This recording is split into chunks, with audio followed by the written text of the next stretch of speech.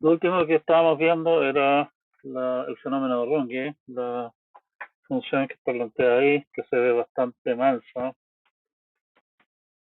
Si ustedes miran el gráfico, no es que tenga discontinuidades ni ninguna cosa extraña, digamos, en ese rango. Se ve bastante decente. Sin embargo, si nosotros nos damos el trabajo de interpolar con 9 puntos igualmente espaciados, vemos que en el rango del medio de esta cosa,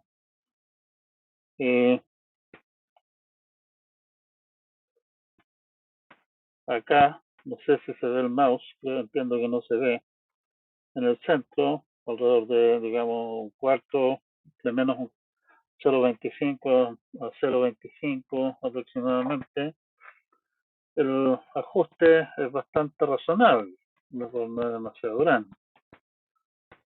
En aproximadamente el punto 0,60 o alguna cosa así, acá la curva ajustada.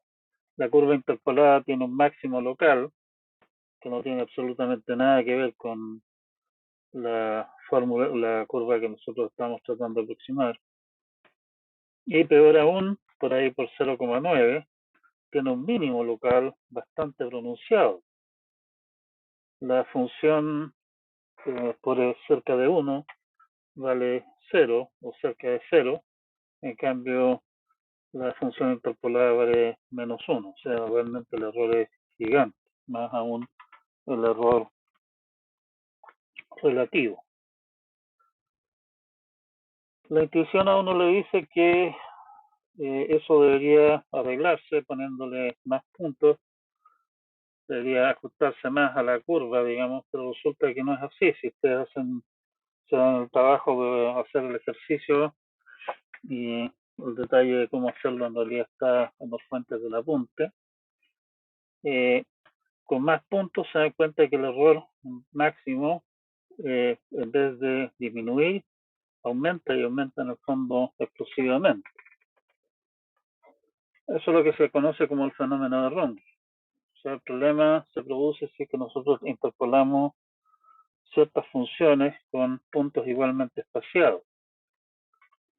Obviamente, independiente de esto, digamos que en realidad esto es como un balde de agua fría, nos interesa tener alguna clase de cotas del error que estamos cometiendo en interpolar, porque eh,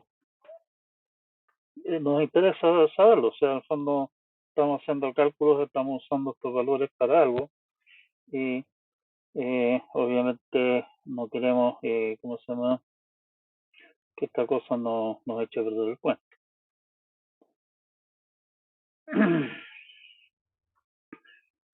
Vamos entonces a ver el tema que no alcanzamos a terminar de ver nosotros la clase pasada, y la parte del menú en realidad, que es el tema del error de interpolación.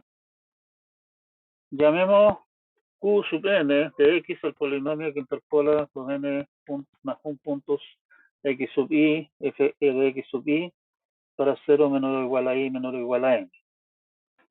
Pero en el punto x, el error de la interpolación, que obviamente es una función de x, es simplemente el valor de la función menos el valor del polinomio que interpola. Y lo que a nosotros nos interesa en este momento entonces es obtener alguna clase de cota para esa cantidad.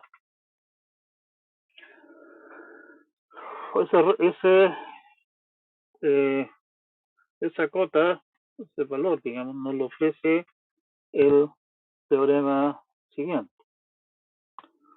Se f es una función con n más 1 derivadas continuas en el intervalo cerrado AB, y sea Q sub n el polinomio de grado que n que interpola en los puntos x0 hasta x sub n, todos distintos, que pertenecen a ese intervalo.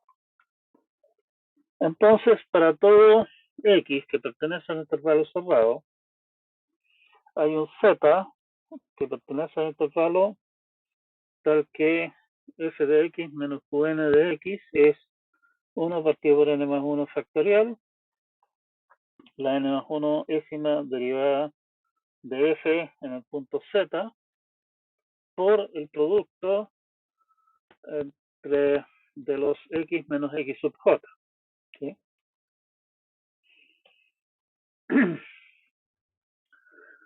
Si es que nosotros obtenemos alguna cota razonable para este valor de acá, nosotros podemos calcular cuál es el máximo valor de este polinomio de acá y por lo tanto tener una cota para el error.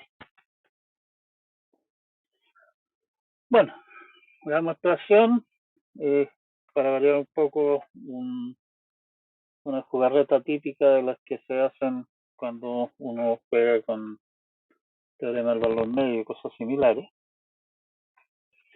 Fijemos un x que pertenece al intervalo que sea diferente de todos los x sub i. Porque si el x es alguno de los x sub i, en realidad sabemos que el error es cero por cómo armamos nosotros el polinomio q.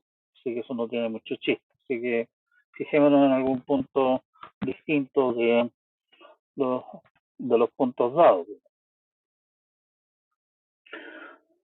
Llamémosle omega minúscula de x al polinomio que es el producto de los x menos x sub j para todos los j, digamos, que estamos usando como puntos de interpolación. Notamos que el polinomio omega de x es mónico, o sea, el polinomio, el coeficiente del x a la n más 1 que aparece ahí, son n más 1 factores, es 1. Si ustedes se ponen en el trabajo de pensar cómo que resulta de multiplicar toda esa sarta de cosas que tenemos ahí, está claro que el coeficiente de x a la n más 1 tiene que ser 1. Por lo tanto, la n más 1 décima derivada de w, de omega, en cualquier x, es simplemente n más 1 factorial. Es un polinomio de grado n más 1. Si lo derivamos n más 1 veces, terminamos con una constante. Y en el fondo, al derivar el x a la n más 1, una vez tenemos n más 1 veces x a la n, segunda vez tenemos n más 1 por n, y así sucesivamente hasta que finalmente terminamos con n más 1 factorial. Definamos la función f de y como f de y minúscula, la función que estamos interpolando, menos qn de y, el qn es nuestro polinomio que interpola, menos lambda veces omega de y, donde ajustamos lambda tal que f de x es 0. Recuerden que nosotros fijamos un x, que no es ninguno de los x sub j, digamos, correspondiente, ¿sí? La variable que aparece aquí es y en este momento. La función f de y tiene n más 2 ceros diferentes en AB. Sabemos que el polinomio omega tiene n más 1 ceros. Los x sub j son ceros de este polinomio. Este término de aquí, f de y minúscula menos qn de y, también es cero en cada uno de cada uno de los x sub j, por una manera en que construimos el qn. Por lo tanto, esa cosa es cero en todos los x sub j. Pero además lo cocinamos de manera que voy a ajustar el lambda tal que f de x es 0. Por lo tanto, esa cosa tiene los n más 2 ceros, x sub 0 hasta x sub n, y x. Por el teorema de roles extendido, la n más 1 décima derivada de y tiene un 0 en el intervalo AB, llamémosle Z. El teorema de roles extendido, básicamente, si ustedes recuerdan el teorema de roles, dice que si ustedes tienen una función derivable sobre el intervalo AB y la función es tal que f de A es igual a f de B y 0, hay un punto intermedio en el intervalo en que la derivada es 0. O el pariente pobre, digamos, del teorema del valor intermedio. Bueno, el teorema de roles extendido es básicamente la misma idea, pero para derivadas superiores. Probablemente ustedes no lo han visto, esto en clase, eso aparece, la demostración no es demasiado difícil, aparece en el apunte, en el apéndice sobre análisis. Bien, entonces, la función fn más 1, la n más 1 décima derivada de f mayúscula, tiene un 0 en a, b, llamémosle z. La n más 1 décima derivada de f mayúscula en z, que dijimos que era 0, es f minúscula n más 1 de z, deriven la formulita, menos qn a la n más 1 de z, menos lambda q omega n más 1 de z. ¿Sí? Ya, veamos esta expresión en detalle. Elegimos z de manera que esto es 0. Esto de acá, bueno, es la derivada de la función f, la n más 1 décima derivada en la función f en el punto z, no tenemos idea cuánto sea eso, un valor cualquiera. Q sub n es un polinomio de grado n, por lo tanto su n más 1 es 1 décima derivada es 0.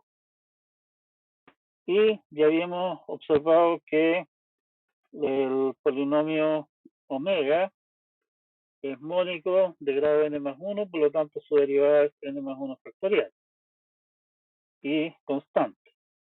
O sea, esa línea de arriba se nos reduce a la línea que tenemos debajo.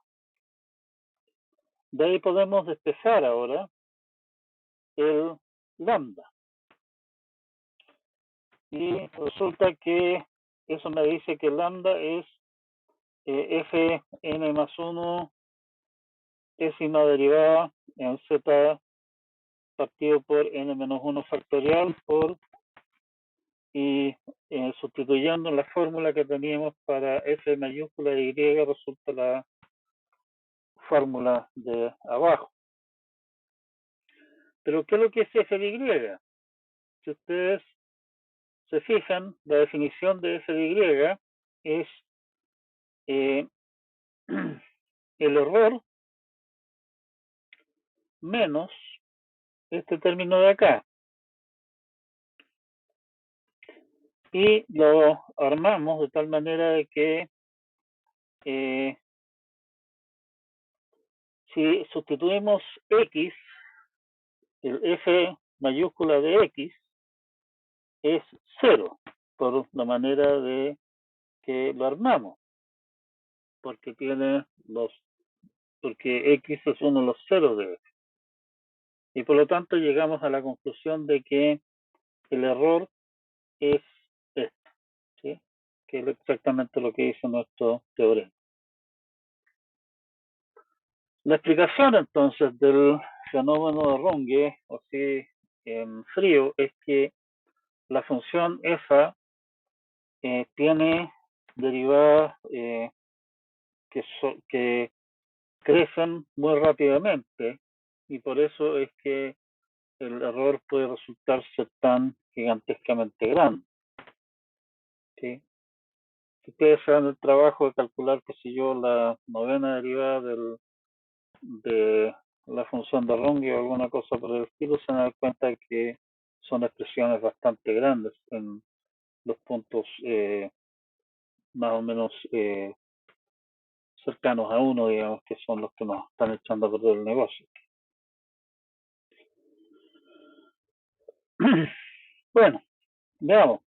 Si tenemos esta cosa de aquí, está el polinomio omega, está claro que de alguna manera determina el error que estamos cometiendo. O sea, el error es esta cosa. Si suponemos que esto de aquí, pongámonos optimistas, digamos, y que esta parte de esta función de acá varía lento, no varía mucho en el intervalo, lo que termina mandando el error es esto.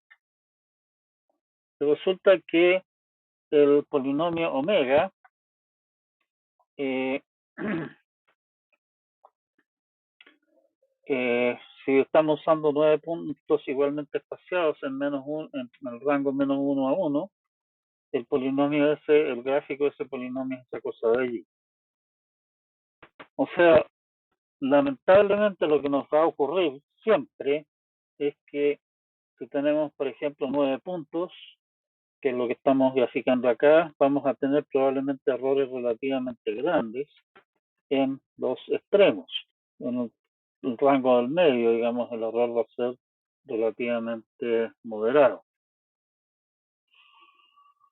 Bastante lamentable la situación. Nos interesaría, si es que pudiéramos hacerlo, a nosotros nos interesaría, si ustedes sabieran el trabajo de graficar el error que estamos cometiendo, se ve que el error que estamos cometiendo con la función de Runge tiene una forma parecida a esto, digamos, sobre el intervalo completo. ¿Sí? Y lo que a nosotros nos interesaría sería, oiga, estas puntas de acá, donde el error es muy grande, a nosotros nos interesaría achicarlas. Claro que eso probablemente nos lleve a que los otros cototos, digamos que son cototos relativamente pequeñitos, los que tenemos acá al medio, y estos de acá, si de alguna manera si tratamos de achatar esa cosa, seguramente va a ocurrir que los otros cototos crezcan. Pero por lo menos pues nos interesaría tener alguna situación en que los cototos tengan tamaño más parejo, digamos, no que tengamos unos cototos muy grandes y otros cototos pequeñitos. ¿Sí? Nos interesaría minimizar el máximo de error en todo el rango, no solamente que el error sea mínimo en algún punto. O sea, si es que ustedes se fijan, si nosotros quisiéramos minimizar el error, tendríamos que concentrarnos en minimizar los extremos, y si achicamos el error en los extremos, estamos achicando muchísimo más el error en el medio, y eso no vale la pena trabajar tanto, digamos, para eh, lograr demasiado buen efecto al medio y un efecto más o menos nomás en los extremos. El problema es que nuestra fórmula para el error,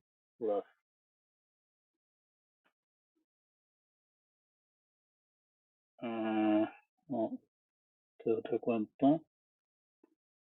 Nuestra fórmula para el error es esta cosa de aquí. Y recuerden que este z que aparece acá no es un z cualquiera, ese z depende de x, y depende de x de alguna manera más o menos misteriosa por lo demás. La función f no la conocemos tampoco, así que pensar en hacer algún truco como, oiga, utilicemos nuestro conocimiento del cálculo para encontrar el mínimo, qué sé yo, vamos bastante fritos. ¿Sí?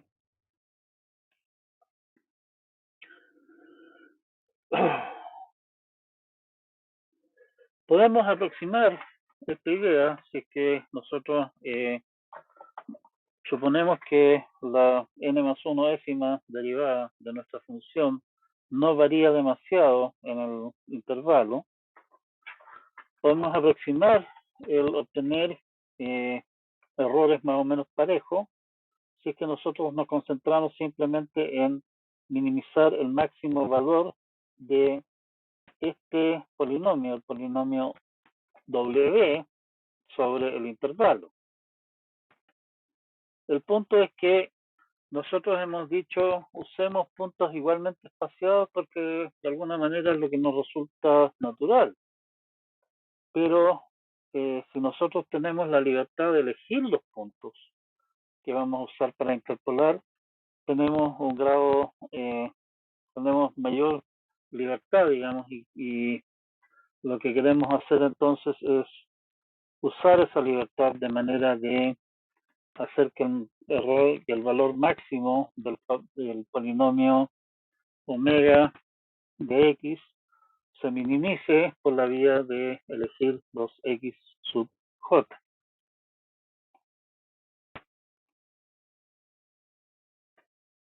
Nos vamos a dar un pequeño desvío acá por unos polinomios que inventó un señor Chebyshev, con el cual ustedes van a tropezar montones de veces todavía. Los polinomios de Chebyshev se definen mediante una recurrencia. El polinomio el Chebyshev 0, t sub 0 de x es simplemente el polinomio constante 1. El polinomio t1 de x es simplemente x. Y tn más 1 de x es 2 veces 2x tn de x menos tn menos 1 de x para n mayor o igual a 1. Esos polinomios salen de algún otro lado, digamos, pero de ahí sale la recurrencia también, cosa que en este momento no tiene mucha relevancia.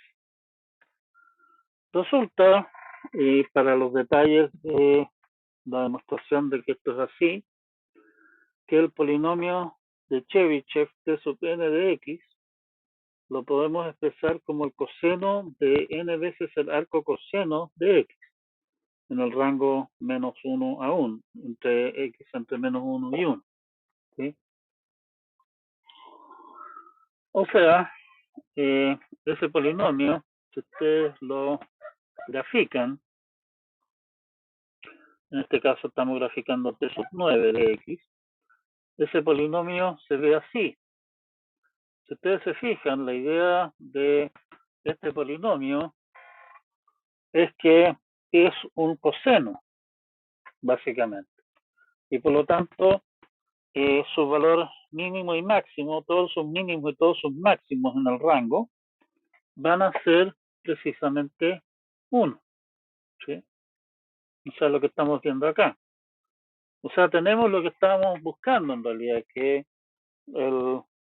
los máximos y mínimos, digamos, estén todos parejos, no hayan algunos máximos y mínimos muy disparados con respecto a los otros.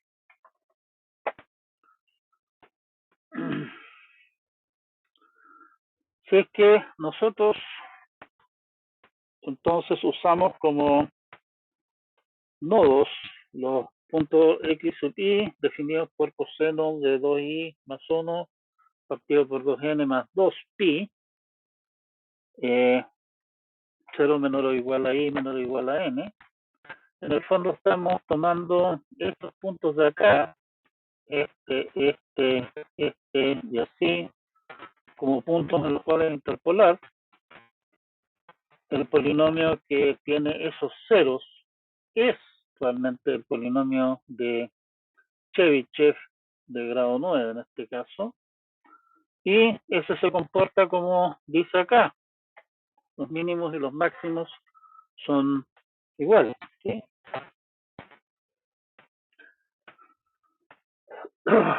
Resulta que si ustedes hacen ese cálculo, resulta que el polinomio omega de x es 2 a la menos n veces tn más 1 de x.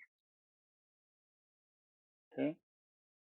Y lo que nosotros vimos es que el valor máximo de tn más 1, el máximo y el mínimo, el máximo valor absoluto, digamos, es 1 de ese polinomio, y que todos los máximos y todos los mínimos en realidad son de la misma magnitud, que es precisamente lo que nosotros andábamos buscando. Un detalle interesante de esto es, y eso también se demuestra en el apunte, que no tenemos espacio nosotros acá para demostrarlo, que de todos los polinomios del mismo grado, un polinomio de Chebyshev, o sea, un omega como este, vamos por detrás. Si nosotros elegimos los puntos en el intervalo, de tal manera que el valor absoluto de los máximos y mínimos del polinomio omega en el rango menos 1, 1 es mínimo, resulta que el omega tiene que ser este. O sea, en ese sentido no se puede hacer mejor. ¿Sí? Si comparamos entonces el polinomio que nosotros teníamos con puntos igualmente espaciados en azul y Chebyshev en rojo, vemos que Chebyshev tiene la gracia de que el error es bastante parejo en todo el intervalo, no tiene estas puntas locas que tiene el azul. ¿Sí? Por lo tanto, una opción para mejorar el resultado, digamos, de nuestro método de interpolación, de tratar de minimizar el error, o acercarse, aproximar, minimizar el error, no lo estamos minimizando realmente, es no interpolar en forma pareja, sino que usar los puntos de Chebyshev. Claro, generalmente uno no tiene mucha libertad a la hora de elegir los puntos, pero esto demuestra, digamos, de que se puede hacer mejor y por lo demás puede darse el caso de que hay alguna función que yo pueda calcular en forma exacta, que si yo no sé, pues quisiera encontrar una aproximación que sea más barata de calcular que realmente calcular la función exactamente en cada uno de los puntos. En ese caso lo que yo podría hacer sería elegir los puntos de Chebyshev y utilizar el polinomio que interpola entre esos puntos, porque yo sé que ahí el error se comporta de forma pareja sobre todo el intervalo, se distribuye en forma uniforme sobre el intervalo del error, o más o menos al menos, y no me produce este feo fenómeno con puntas. ¿Sí? Un punto que ustedes se fijan en la fórmula, en realidad se ve un poco también en este gráfico, los puntos de Chebyshev como que se achoclonan en los extremos. En la parte del medio hay relativamente pocos puntos. O sea, en una de esas, que no es ideal obviamente, pero si tienen alguna cosa que interpolar, en una de esas vale la pena tener intervalos más chicos en los extremos y más grandes al medio. Por lo menos debería amortiguar un poco el efecto de esta curva media desagradable que nos presenta el W, ¿cómo se llama?, de puntos igualmente espaciados. En resumen, entonces, planteamos el problema de interpolar usando polinomios. Vimos que ese problema tiene solución única siempre y cuando los puntos que nosotros estamos utilizando para interpolar sean únicos, o sea, no se repitan puntos. Y mostramos la forma de Lagrange, que es bastante simple, digamos, tiene la gracia de que es simple entender por qué funciona para expresar el polinomio que interpola y no tener que darnos la lata de resolver un gigantesco sistema de ecuaciones. La fórmula de Lagrange es cómoda desde el punto de vista de fácil acordarse de ella. Es útil porque es simple y por lo tanto sirve bastante a la hora de querer hacer demostraciones con esta clase de cosas. Pero tiene la desventaja que esa fórmula es bastante, se comporta bastante mal numéricamente y hace trabajar mucho. Hay maneras equivalentes, obviamente son todas las maneras correctas, son equivalentes, de escribir el polinomio interpolador que no tienen ese problema. Pero no vamos a entrar nosotros acá en ese detalle. Hay algunos detalles al respecto apunte, si es que ustedes realmente necesitan en algún caso interpolar funciones, por favor no se queden con el brochazo eh, muy de brocha gruesa, digamos, que estamos dando acá. Vean el tema con detención. Hay varias otras técnicas que son en realidad mejores para hacer.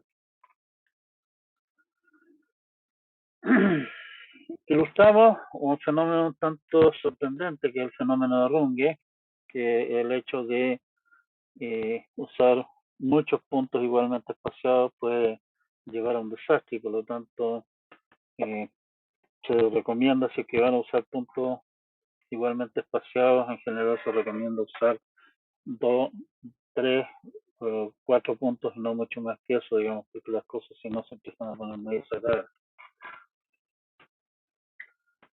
Vimos cómo podemos derivar una fórmula para el error de interpolación, que es, si tienen alguna idea del valor de alguna cota, digamos, de la n más 1 décima derivada de la función que tenemos entre manos, podemos tener una cota para el error que estamos cometiendo al interpolar.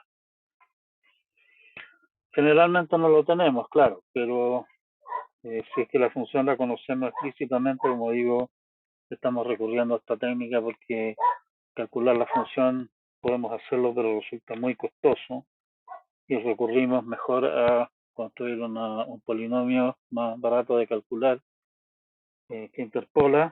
En ese caso, en una de esas podemos tener cotas precisas para el error y por lo tanto usarlas para ver qué polinomio usar al final.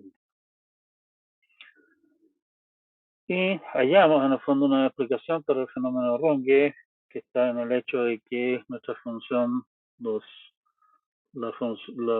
polinomio omega, cuando los puntos son igualmente espaciados, tiende a tener puntas en los extremos. Y ahí es donde se nos empieza a echar a perder el negocio. Como tenemos, en realidad, sí que tenemos la libertad de hacerlo, de elegir los puntos en los cuales interpolamos. Nadie dice que tengan que ser todos igualmente espaciados.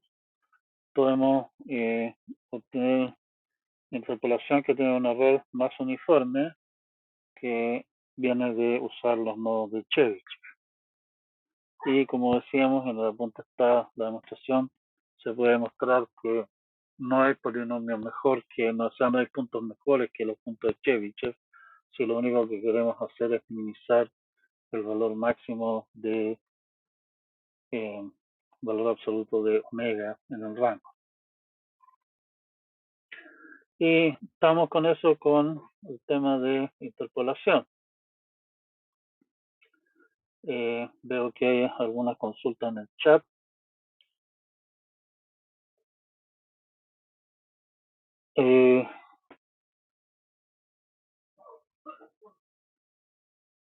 Tengo apagados los audífonos, dicen.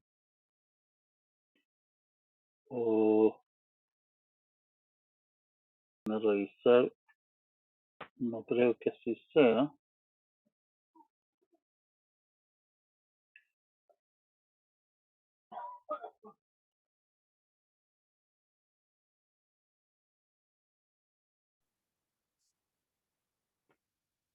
Sí, tiene razón. Por alguna razón no estaba escuchando nada. Lo lamento. Bueno, se pasó ya.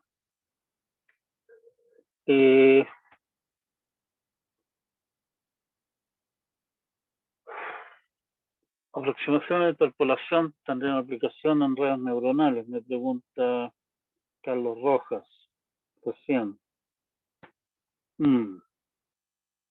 En realidad, redes neuronales son una cosa completamente en otra dirección, digamos. Lo que nosotros estamos haciendo acá es tratar de aproximar el valor de una función mediante, en este caso específico, polinomios. Se pueden entrenar, se pueden cocinar redes neuronales de manera de que aproximen una función, pero ahí las técnicas, digamos, y lo que se usa para hacer esa clase de cosas son mecanismos totalmente diferentes y realmente no, así a primera vista no veo una relación. Podría existir, digamos, pero no la veo en este momento. Son ámbitos distintos y las aplicaciones también son para cosas distintas. O sea, ¿para qué cosa usamos nosotros interpolaciones? Como decía, supónganse ustedes que me dicen, oiga, haga una gráfica de la temperatura en su patio el día de ayer. Perfecto.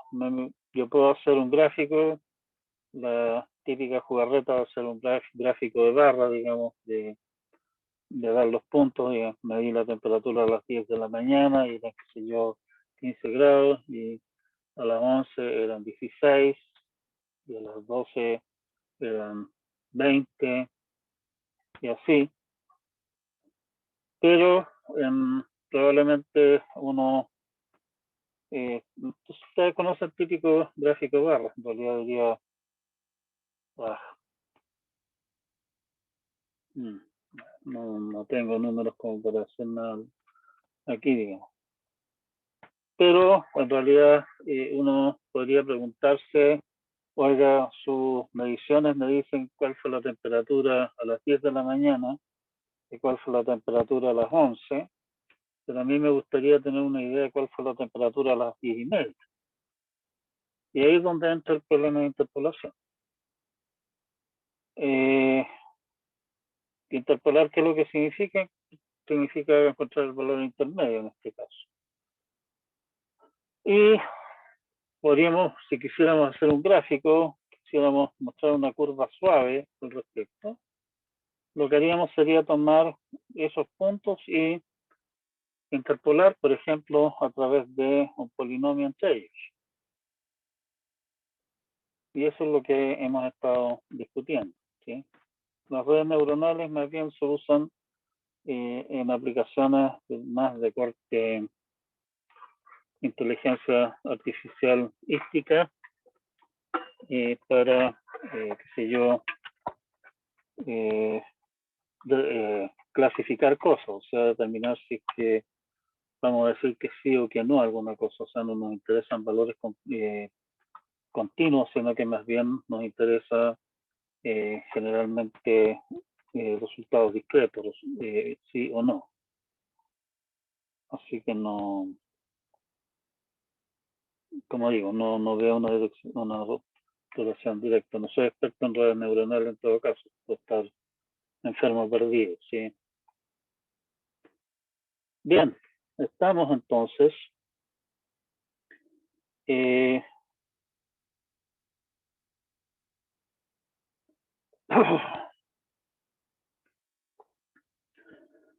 Me preguntan sobre la tarea 1. Cuando se usa la iteración de punto fijo, partimos con una aproximación U sub 0 que es básicamente, o sea, estamos haciendo, a ver, lo que estamos haciendo en el fondo es la típica cuestión de la iteración de punto fijo, que es eh, calcular, partir con algún valor U sub 0, lo metemos en una función de la que estoy buscando el punto fijo, que me da un U sub 1, con ese U sub 1 calculo un U sub 2 y así. En este caso, la función, déjenme agrandar esta cosa de aquí. Esto no es particularmente ideal, pero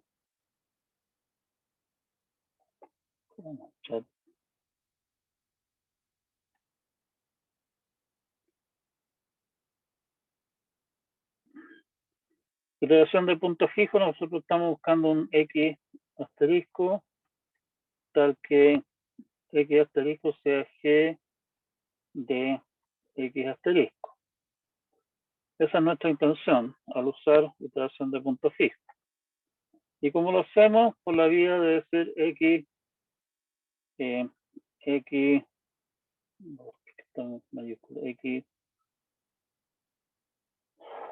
o n más 1 igual g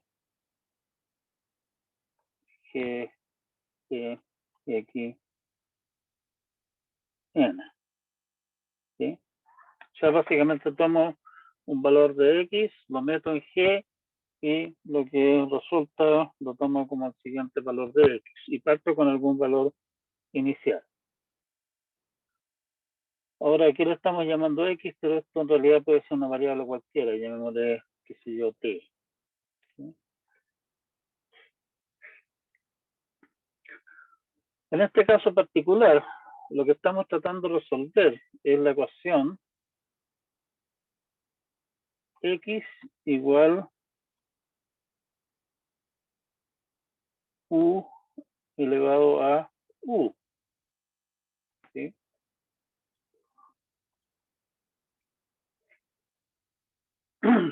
O sea, eso estamos buscando ahí o sea, es u de x elevado a u de x. ¿Sí? O sea, lo que estamos buscando es un punto fijo de la función esa. ¿Sí? Si nosotros tomamos esa función tal cual y tratamos de obtener un punto fijo, está claro que esa cuestión se nos va a ir a las nubes porque esa función, el u de x, o sea, algo a eso mismo, crece muy rápido, tiene derivadas más o menos, tiene una derivada grande en valor absoluto para u más o menos grande, y por lo tanto, la iteración del punto fijo, que nosotros sabemos que converge solamente si es que la derivada es menor que 1 en valor absoluto, se nos va a ir a la espalda. Lo que podemos hacer es tomar esta cosa y escribirla en otra forma. El logaritmo natural de x es u de x veces el logaritmo natural de u de x, que es bastante más razonable. Y de ahí despejamos nosotros en el fondo u de x, podemos decir que es logaritmo natural de x dividido por logaritmo natural de u de x. Ahí estamos metiendo un valor de u de x y estamos teniendo un nuevo valor de u de x. El x es fijo acá y lo que estamos en el fondo haciendo es despejar la función inversa, digamos, de esa cosa que estábamos planteando antes. La tarea entonces básicamente es ver bajo qué condiciones esa cosa de allí converge. O sea, recordando nuestros teoremas acerca de cuándo converge iteración de punto fijo, es ver en qué partes para qué valores de x y de u, también obviamente, esta cosa de acá es menor que 1 en valor absoluto, y en esa región el cuento va a converger. ¿Sí?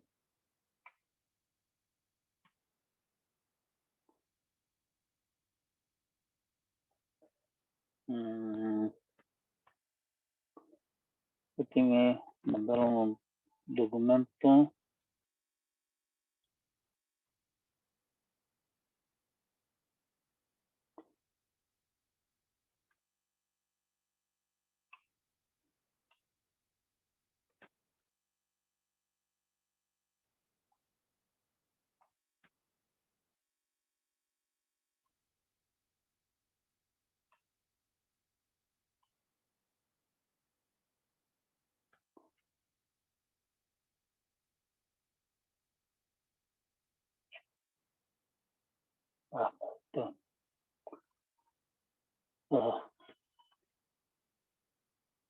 Maximizar.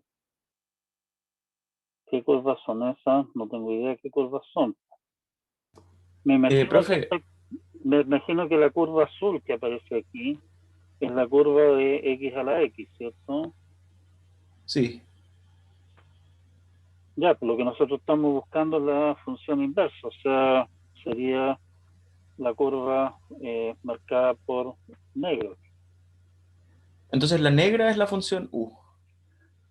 La negra es la función u de x.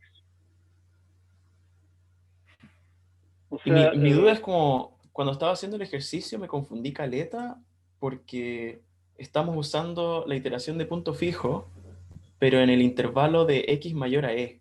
Pero el punto fijo de esa función es uno. no, el punto fijo de, o sea, lo que estás buscando es el punto fijo de, eh, eh, ah, estás buscando el x tal que eh, x elevado a x es el valor que te están dando. O sea, por ejemplo, como tú ves aquí, cuando x es 4, la función, cuando x es 4, la función u es 2, porque Sí, 2 a la 2 es 4, ¿sí? sí, Cuando eh, x es 1, u es 1, porque 1 a la 1 es 1, sí. ¿ya? O sea, no es que haya un punto fijo, la función u, eh, bueno, tiene un punto fijo que es 1, digamos, pero ese es el punto fijo de la función u. Lo que nosotros estamos haciendo en realidad es, estamos resolviendo la ecuación que define a u en función de x. ¿Te acuerdas cuando en cálculo hablaron de funciones implícitas y toda esa historia? Sí, Exactamente esa situación estamos hablando acá. O sea, aquí tenemos una función que es u de x, que está definida a través de la ecuación de que x es u de x elevado a u de x. Y nosotros estamos tratando de despejar el u de x. De la misma manera que si a ti te dicen, oye, tengo que, no sé, que x es y al cuadrado y quisiera despejar y de x, es la misma idea. entonces la idea es despejar u de x y el u sub 1 y u sub 2 son aproximaciones que nos acercan al Claro, valor son de la función. aproximaciones doble x, son aproximaciones que se acercan a esa curva para un Y la x pregunta dado. es, El x es el x considerarlo no como una variable, sino que como un dato dado. O sea, me dicen, oiga, calcúleme el valor de u de 10. ya, entonces es una constante, el x. Es una constante, básicamente. Lo que a ti te interesa es resolver la ecuación para ese x dado, resolver la ecuación para u.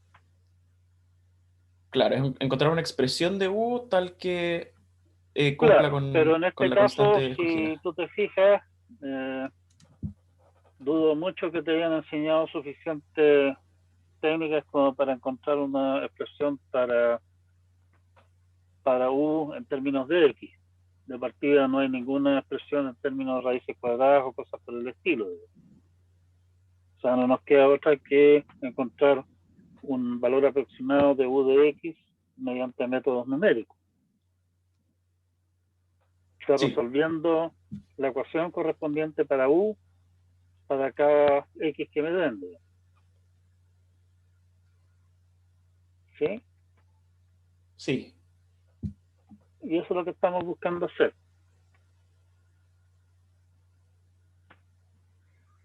ok. Entonces buscamos Y decidir si claro, esa aproximación que se está haciendo tiende a ser igual a u de x, como al infinito así después de, claro. o si es que por lo Si es que menos es una cota. anda medio perdido o qué sé yo, si encontramos alguna cosa mejor. Ahora, eh, nosotros estamos usando como primera aproximación en el planteo de la tarea, se usa como primera aproximación u de 0 de x simplemente la constante e, porque es cómodo nomás, por la simple razón de que el logaritmo natural de e es 1 y el 1 es un número re cómodo de trabajar con él.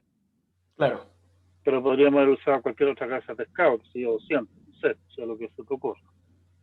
Ahora, si usando la idea de iteración de punto fijo, yo puedo sustituir esa primera aproximación de un 0 de x en la fórmula esa que estoy iterando, y me da una primera aproximación, un sub 1 de x, que resulta ser logaritmo natural de x partido por, no, pues, o sea, sustituyéndome una primera aproximación que es logaritmo natural de x, simplemente, ¿sí?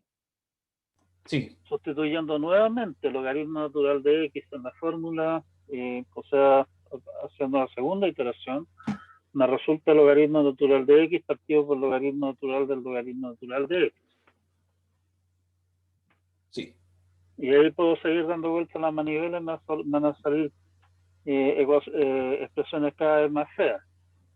sí, Ahora, el por qué ponerse el límite de e es que si el x es mayor que e, el logaritmo natural de x es mayor que 1, y por lo tanto tiene sentido el logaritmo natural del logaritmo natural de x que tenemos en el denominador, ¿cierto? sí, porque antes de ese queda Antes indefinido. de eso me queda la escudo, digamos, y me sale cualquier casa de pescado. Claro, Por eso simplemente se está poniendo esa cota, digamos. Pero obviamente, si tú miras el de dónde sale toda esta historia, digamos, esta cosa, la, la aproximación debiera hacerse mejor si es que el X aumenta, ¿cierto? claro. Si fuese una buena aproximación, se iría haciendo cada vez mejor. Debería ser mejor. Bueno, la pregunta es si eso es cierto o no, digamos. Esa es un poco la pregunta que hay en esa parte. Si se puede obtener alguna cota que me diga, oiga, ¿sabe qué más el error que está cometiendo esta fórmula es más o menos de tal magnitud? ¿Qué tan perdido anda? Y para compararlos, iríamos comparando los errores y si se van haciendo más chicos, ¿cómo que convergería?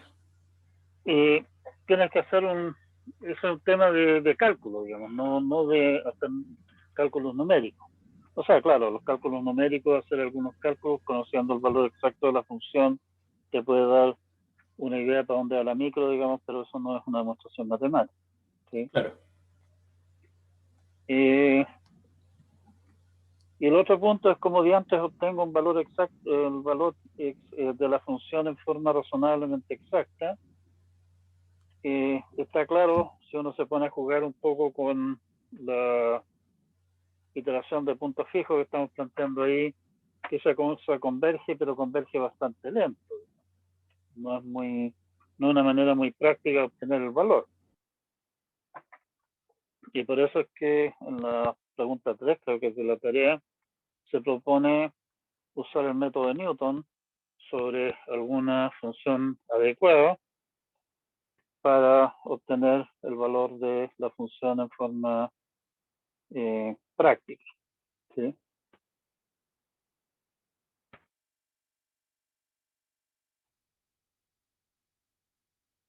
¿Se entiende? Sí, me quedó harto más claro la dos. Ahora, si lo que tú quieres hacer es simplemente tener una idea para dónde va la micro, tú puedes hacer trampa, obviamente, y decir, ¿sabe qué más? Démonos un valor de x, perdón, un valor de u, digamos u es 10, entonces x es 10 a la 10, ¿cierto? Y ahí podemos empezar a calcular y tenemos claro que el x que estoy obteniendo no es una aproximación calculada de algún lugar raro, sino que realmente es el valor que corresponde. O sea, a ese x le corresponde ese u. X igual 10, Claro. el u de x es 10 a la, perdón, si x es 10 a la 10, u de x es 10, ¿sí? Y por lo demás se ve en la curva que tú muestras acá, de que esa función se aplana bien rápido, o sea, no crece con demasiada rapidez tampoco, ¿sí? Ya.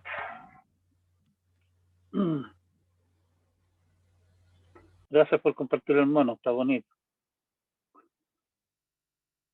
Sí, también hice otro graficando como 7 iteraciones de los logaritmos, el logaritmo, el logaritmo, y como que no se ve tan claro si es que converge o no. ¿Para qué valores de X? No los dejé, o sea, le puedo mandar la foto acá. A ver.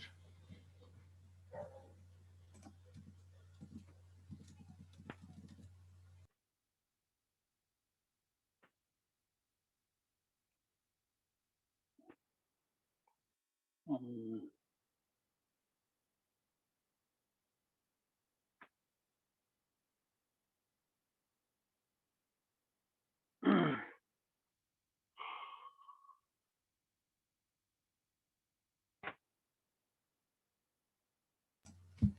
Ahí mandé la otra. mm, Y como que todas convergen en como 15 y después se empiezan a separar de nuevo.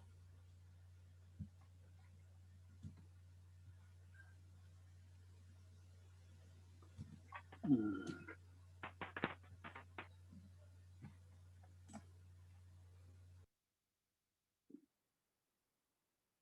déjame ver.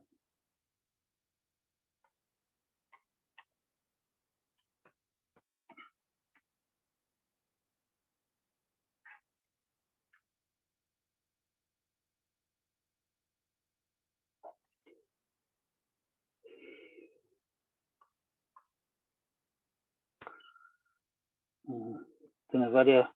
Claro, como tú bien ves, digamos, por ahí por 15 más o menos la cosa como que empiezan a aparecerse, ¿cierto? La curva. Antes Sí, de eso no andan ni por las tapas. Me imagino que la curva negra acá es la correcta, digamos, sí. y se ve que las aproximaciones, una pasa por encima, la próxima como que pasa por debajo, ¿cierto? Sí, se van alternando en cada Claro, o sea, iteración por si arriba y tú después por abajo. te acuerdas lo que hablamos nosotros en algún momento de que teníamos ese asunto ah, del diagrama ah, de telaraña, Sí, exactamente eso es lo que está pasando, o sea, una vez queda corto, una vez queda largo, la próxima corto, la próxima largo, ¿cierto? Eso es lo que tú estás viendo. claro. Ya, si tú quisieras hacerla del flojo, ¿qué es lo que harías tú? Sería tomar el promedio de una y la siguiente, ¿cierto? Eso debería estar más cerca. Podríamos empezar a jugar con ideas como esas, ¿cierto? Para aproximar más rápidamente el valor que andamos buscando.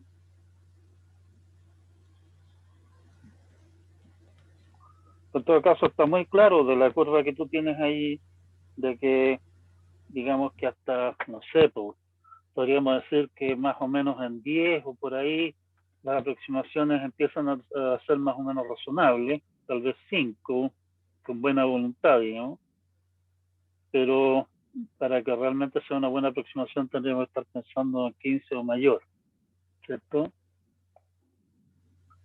Claro. Yo lo hice hasta como 8 y igual se parecían a estas, pero creo que eran levemente mejores. Converge igual lento. Sí, no, converge lento, por eso te digo, en ese sentido la idea de usar iteración de puntos fijos para esta cosa no es particularmente una buena idea porque la convergencia es muy lenta. Claro, Tendría que dar muchas iteraciones, mucho trabajo. Y por eso es que sugiero usar el método de Newton.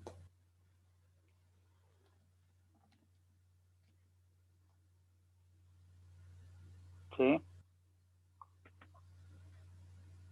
Claro que si uno es más emprendedor, digamos, incluso podría usar algún método más como la función la conocemos y es una función relativamente sencilla con derivadas no tan demasiado exóticas. Incluso podríamos pensar en utilizar alguna interpretación del método de Newton que usa derivadas de orden mayor, pero ese es otro cuento. ¿Sí? mm, Mm, le respondí respondí las preguntas. ¿Hay más preguntas de parte del resto de los contertulios? ¿Le puedo pedir algo, don Tomás? Sí. Comparta sus bonos y cómo su tecnología para construirlo con el resto del curso. Lo subiré al Discord, que tenemos el Discord con el ayudante también. En realidad probablemente sería mejor que lo subieras al aula, porque el aula básicamente queda el material para semestres futuros también. En cambio el Discord entiendo que lo que hay ahí se pierde. Okay. ¿Ya? Gracias. Ya, pues, gracias también. ¿Alguien más tiene algún comentario o consulta o algo que aportar Yo tengo acá? dentro de la ecuación que se forma ahí de punto fijo, supuestamente el x, que es con una constante ahí, es al valor al cual nosotros queremos llegar a través de la función u. No, ese es el valor que entra. O sea, a ti te dicen, por ejemplo, oiga, dígame para x igual 10, ¿cuál es el u? Tal que u elevado a u me da 4. Ah, ya, ok. Y en ese caso, si es que el x es 4, el u correspondiente es 2, ¿cierto? Sí, exacto. Y eso es lo que andas buscando, cómo calcular ese valor de u. Ah, ok. Que tú consideras el x como fijo, digamos. Olvídate que el x es una variable. Uno tiene la idea de que x es una variable, pero en este caso para ti el x es un valor fijo. O sea, me dijeron que x es 100. ¿Ya? ¿Cuál es el valor de u? Tal que u a la u me da 100. Y ahí tienes una ecuación y esa ecuación quieres resolverla. Ya, profe. ¿Ya? Y ese 100 es tu dato de entrada, ese es tu x. Estamos entonces, bonito mono. ¿Qué quiere que le diga? Profe, igual cualquier cosa le podemos escribir al correo, ¿no? Sí, pero nuevamente, por las mismas razones anteriores, preferiría que las inquietudes o consultas o qué sé yo, las planteen en el aula, porque lo que usted envía el correo a mí lo voy a ver yo solamente, y en realidad probablemente su consulta o su inquietud sea la inquietud de otros también. Y por lo tanto sería útil, o sea, puede ser más útil en realidad. No me voy a poner obligatorio aquí tampoco, de compartirlo con el resto del curso. Ok. ¿Sí?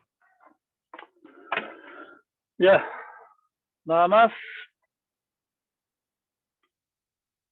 Oh.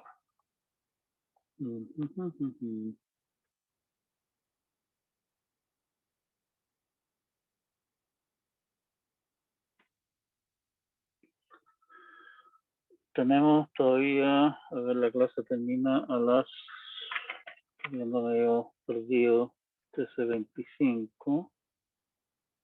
Ya no nos queda casi nada. Así que en realidad no tiene sentido comenzar con el siguiente tema. Lo único que puedo hacer es básicamente anunciarles el tema siguiente. El tema siguiente es cuadratura, que viene a ser calcular el valor de una integral definida, o sea, quiero saber el valor de la integral entre a y b de esta función sea, utilizando técnicas numéricas. Y la técnica numérica más o menos obvia para hacerlo es decir, oiga, calculemos la función en algunos puntos, interpolemos mediante un polinomio y integramos el polinomio. Y bueno, eso es la idea básica de lo que vamos a hacer a continuación. Ese es nuestro tema que viene después, digamos, que era lo que yo quería en realidad ver hoy día con ustedes hoy día, pero ya no, realmente definitivamente ya no alcanzamos a ver. Ya, me queda por publicar las fechas definitivas de las pruebas, que como no hubo nadie que se pronunciara o tuviera alguna objeción, quedan a firme entonces. Y voy a volver a revisar el aula, la había revisado en la mañana, pero no había nada nuevo de parte de ustedes. Y profe, al final, ¿en qué quedó el mover la fecha de la tarea 1? No lo he decidido todavía, pero déjeme darle una vuelta y la corrijo si es que es necesario en el aula. Y anuncio también en el foro correspondiente.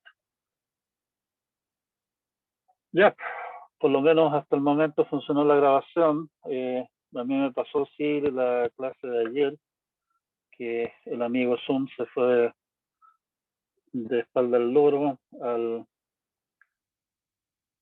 salir de acá, y por lo tanto finalmente no quedó grabación. Eso me ha pasado un par de veces. Espero que esta vez no nos pase. Nos vemos entonces el próximo lunes. Cuídense mucho y estén atentos a lo que hay en el aula. Y también, por favor, las cosas que ustedes publiquen en Discord, que sé yo, a eso yo no tengo acceso. Así que no veo simplemente que lo que hay. ¿Ok? Ya. Nos vemos entonces y seguimos con el tema de cuadratura, la clase de profe. Chao, chao. Muy bien. Chao, profe. Chao.